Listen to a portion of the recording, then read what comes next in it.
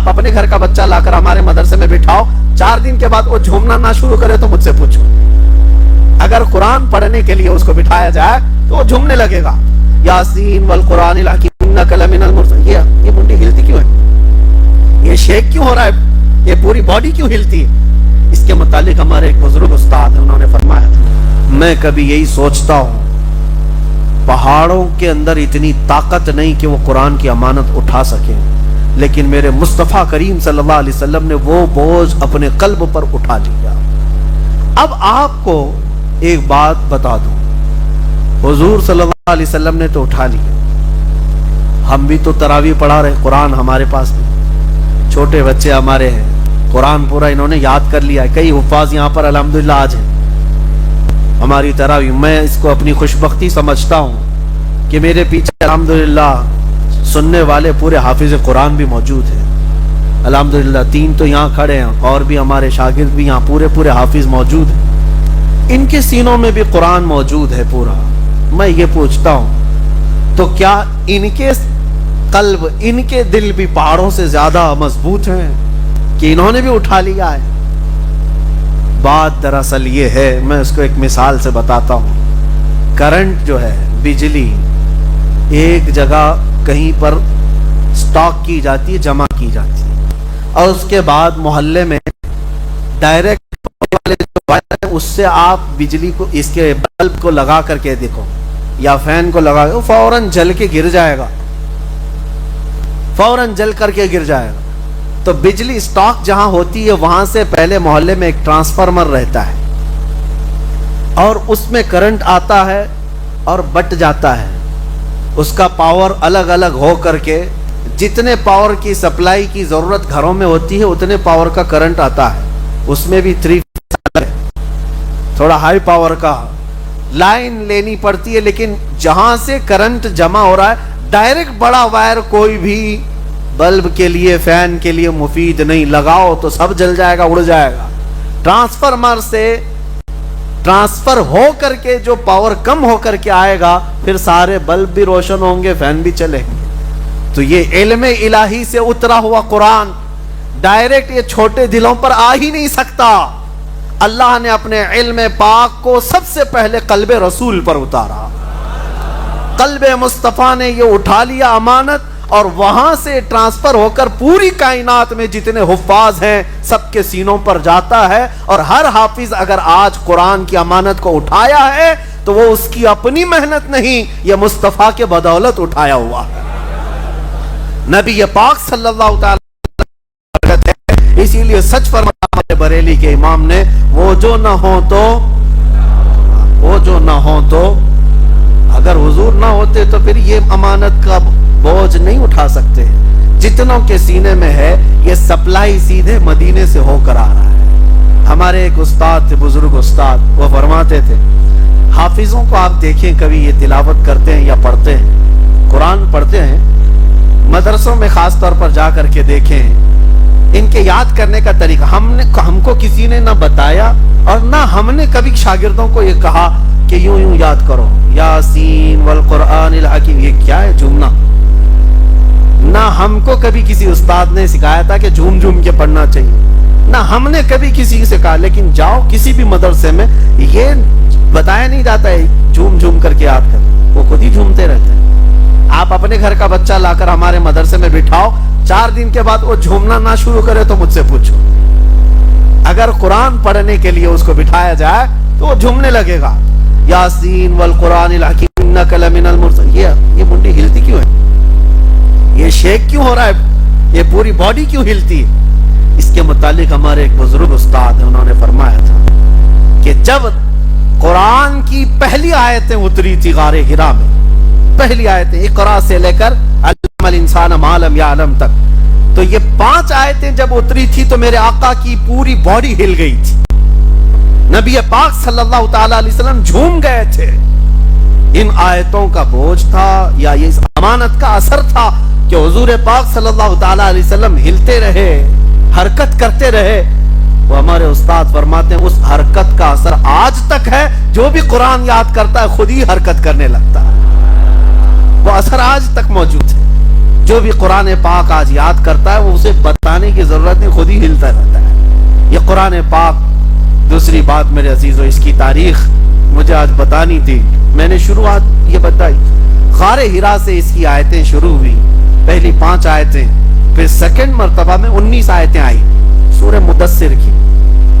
علم الانسان ما لم یعلم تک پہلے بار نازل ہوئی، اس کے بعد دوسری بار جب جبرائیل امین علیہ السلام آئے تو یہ لے کر کے آئے، یا ایھا المدثر قم فانذر وربک فکبر وثیابک فطہر، 19 آیتیں پھر نازل۔ اس کے بعد پھر قرآن میں جو آج ترتیب ہے، آپ یہ سوچ سکتے ہیں کہ پہلے وہاں کی 5 آیتیں، پھر سورہ مدثر کی 19 آیتیں، نازل ہونے کی ترتیب بہت الگ ہے۔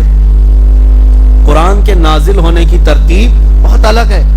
آج جو ہم لوگ پڑھ رہے ہیں سورہ فاتحہ، اس کے بعد سورہ بقرہ، اس کے بعد آل عمران، یا جس طرح آیتیں ہیں، یہ جو آج ترتیب ہے تو کسی کے دماغ میں یہ نہیں آنا چاہیے کہ یہ بعد کی بنائی ہوئی ترتیب ہے، لوگوں نے اس کو اپنے انداز سے یوں جمع کر دیا۔ نہیں، نازل ہونے کے اعتبار سے حضور اکرم صلی اللہ تعالی علیہ وسلم جب لکھواتے تھے قرآن، کاتبان وحی جو صحابہ تھے، کئی صحابہ تھے، کچھ چمڑوں پر لکھتے تھے، کچھ پتھروں پر لکھتے تھے۔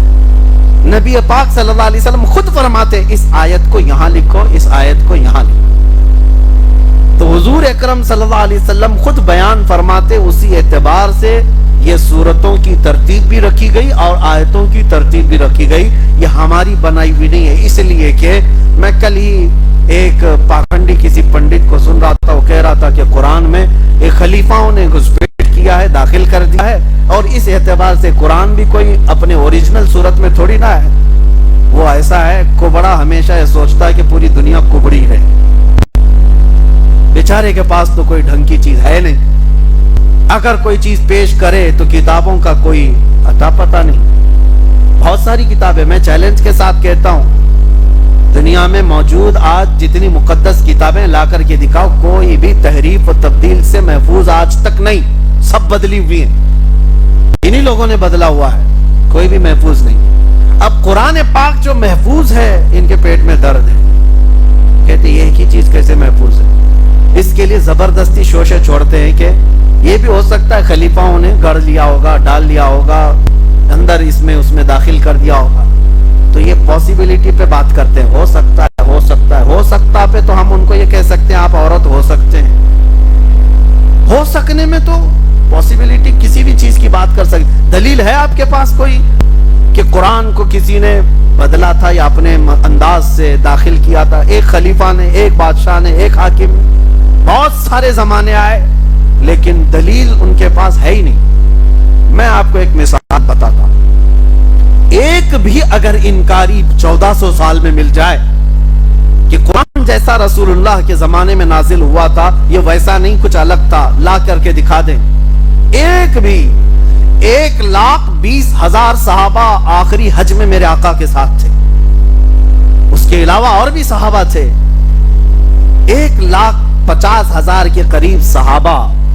آپ سوچ سکتے ہیں ایک کامن چیز ہے سمجھنے کے لیے، کیا 1,20,000 سے زیادہ لوگ ایک جھوٹ پر جمع ہو سکتے ہیں؟ کسی ایک جھوٹ پر؟ اگر ان میں سے کسی ایک کو بھی شک ہوتا کہ آیتیں ایسی نہیں ایسی تھی، حضرت ابو بکر کے زمانے میں ایسا ہو گیا، حضرت عمر کے زمانے میں ایسا ہو گیا، حضرت عثمان کے زمانے میں ایسا ہو گیا، ہم ایسا نہیں سنے تھے، ویسا تھا، لا کر کے دیا، ایک نے بھی نہیں کہا۔ حتیٰ کہ سب سے بڑے تعجب کی بات میں آپ کو بتاؤں، سب سے بڑے تعجب کی بات، خلفائے راشدین کا زمانہ، ہم تو الحمدللہ اہل سنت و جماعت صدیق اکبر کو اپنے سر کا تاج سمجھتے ہیں، خلیفہ ثانی عمر فاروق رضی اللہ تعالیٰ عنہ پر بھی ہم ظاہر سی بات ہے دل و جان سے تسلیم کرتے ہیں، ان کی خلافت حضرت عثمان غنی کو، لیکن اہل تشیع، شیعہ جماعت، ان تینوں خلفاء کے متعلق متفق نہیں ہے۔ کھل کر کے میں بتاتا ہوں، حضرت ابو بکر صدیق، حضرت عمر، حضرت عثمان، تینوں خلفاء کے بارے میں ان کا متفقہ قول نہیں ہے۔ ہاں وہ کہتے ہیں خلیفہ اول، خلیفہ ثانی، خلیفہ ثالث، لیکن ان کے عدل کے بارے میں، ان کی پرہیزگاری کے بارے میں، ان کی نیکیوں کے بارے میں ان سب کا اتفاق نہیں ہے شیعہ جماعت کا۔ یہ بات کیوں کہہ رہا ہوں؟ جن کو یہ 3 خلفاء سے اعتراض ہے، اس جماعت نے بھی قرآن وہی آج تک تسلیم کیا ہے جو قرآن ہم نے تسلیم کیا ہے۔ قرآن شیعوں کے پاس بھی وہی ہے جو سورہ فاتحہ سے شروع ہو کر والناس پہ ختم ہوتا ہے۔ ان کی شیعہ جماعت میں سے ایک عالم نے بھی آج تک یہ نہیں کہا کہ صدیق اکبر نے قرآن میں ادھر ادھر کر دیا، یا عمر فاروق نے کر دیا، یا حضرت عثمان نے کر دیا۔ نہیں، شیعہ جماعت کے پاس بھی جو قرآن ہے وہ یہی قرآن ہے، اس پر سب کا اتفاق ہے۔ پوری امت کے جتنے فرقے پیدا ہوئے ان سب فرقوں کا بھی اس قرآن کے بارے میں کوئی اختلاف نہیں ہوا۔ یہ سب سے بڑی مثال ہے ان ظالموں کے لیے، پاکھنڈیوں کے لیے، جو کہتے ہیں کہ اس میں کسی نے داخل کر دیا، گھسا دیا۔ بات صرف اور صرف اتنی ہے کہ اپنی چیز محفوظ نہیں تو دوسرے پر بھی الزام لگاؤ۔ اپنا گھر تو ٹھیک ہے نہیں، دوسرے کے گھر کو بھی بول دو کہ یہ صحیح نہیں۔ لیکن قرآن عظیم جس طرح میرے آقا صلی اللہ علیہ وسلم کے زمانے میں نازل ہوا تھا اسی صورت میں آج تک محفوظ ہے، آج تک قرآن پاک محفوظ ہے۔ السلام علیکم ناظرین، اسی طرح کے اسلامک ویڈیو دیکھنے اور سننے کے لیے ہمارے چینل کو سبسکرائب کریں۔ جزاک اللہ خیرن جزا۔ السلام علیکم ورحمۃ اللہ وبرکاتہ۔